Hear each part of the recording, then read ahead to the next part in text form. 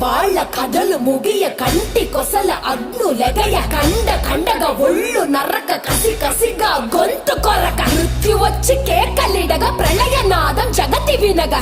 చుక్కగా నెత్తు రోడ దిక్కులన్నీ నక్కి చూడ చిత్రహింస చేయుచుండ శత్రువులే మాసిపోవగా విలయ ప్రళయమూర్తి వచ్చింది ఇదే కాంచన మరణ మృదంగమ్మై నేను చీల్చవచ్చే కాంచన